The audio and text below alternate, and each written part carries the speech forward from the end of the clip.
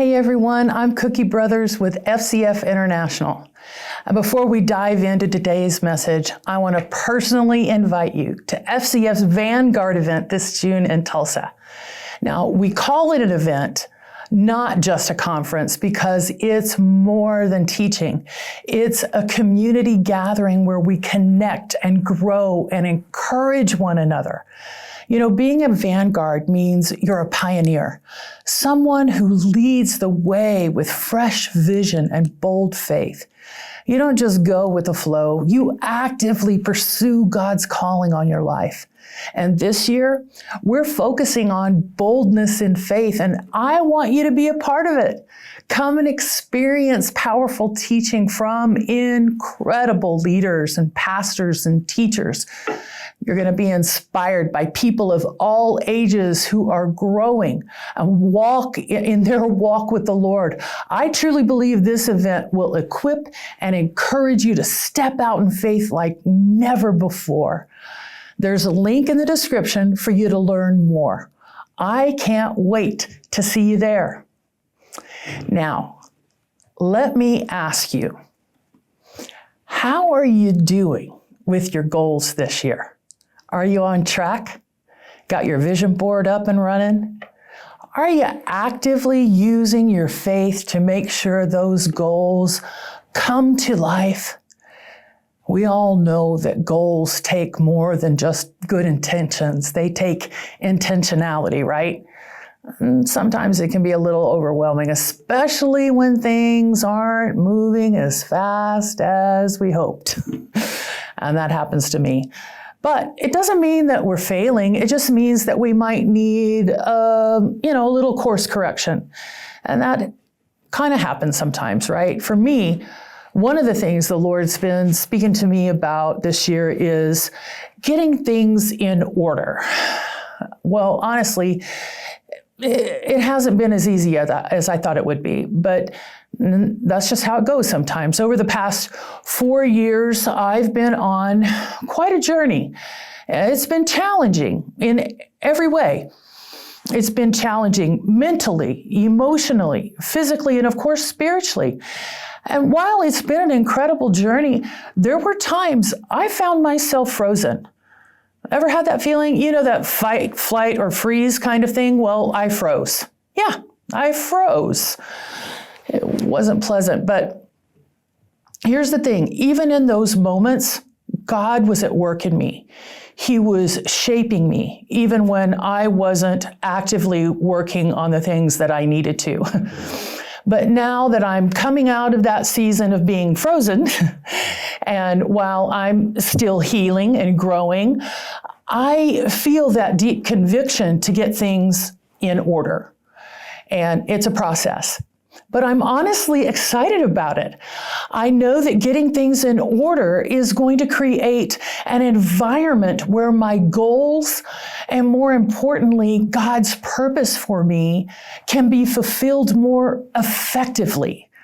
And that's encouraging to my soul. You know, if we're going to have personal order, we need to think about what that means for God's church and His mission for it, right? Think about that. You know, there's been a lot happening in the church these last few years. There's been a mix of good and bad. There's been some really amazing things, but there's also been some that have taken us a little bit off course. You know, God, of course, has worked through it all, turning everything good, but I think it's important to take a step back and remind ourselves of why the church exists, and more importantly, how we organize it. What order are we putting things in? You know, the church exists for 3 main reasons. First, for Jesus. Second, for the saints. And third, for the world. And hear me on this, it literally matters. It really matters the order we put those in. It's not just about activity, it's about priority. First and foremost, the church exists to worship God. It's the primary mission of the church. Everything flows from that. And I love what the Westminster Catechism says. It says, what is the chief end of man? The chief end of man is to glorify God and enjoy Him forever. Our purpose on this earth, our number one priority is to worship and enjoy Him. Psalm 86:9 says, all the nations you have made shall come and worship before you, O Lord, and shall glorify your name. And Hebrews 12:28 reminds us, and thus let us offer to God acceptable worship with reverence and awe. Worship isn't just a song we sing on Sundays. Worship is how we live. It's how we approach God. It's the sacrifice of praise with lifted hands and voices, thanksgiving, prayer, and even our finances as a representation of our work. Worship is partaking in the Eucharist, and it's experiencing His holy presence. It's everything, because without worship, nothing else matters. Once worship is in its proper place, then comes the work of discipleship, equipping the saints for the work of the ministry. And let's be real, that ministry can look like so many things. It's not just a one-size-fits-all job. It's training, it's mentoring, coaching, teaching. It's coming alongside others and building them up in Christ. It's important. But the final piece, it's reaching out to our communities, caring for the poor, going on missions trips, sharing the gospel of Jesus Christ, doing the work of outreach. And here's the point I really want to drive home.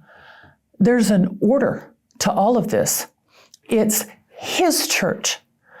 And without His presence, without His glory, without His word, everything else we do is just work. If we're not rooted in worship, in His presence, and in His word, we're just spinning our wheels. So while this year is still young, let's make sure we're getting things in order, personally and in ministry and in the church. Let's keep Jesus first. Let's make room for His presence. And when we do that, everything else will fall into place. Worship first, discipleship second, and reaching third. We'll see God's purposes unfold in our lives and in the church in ways we can't even imagine yet.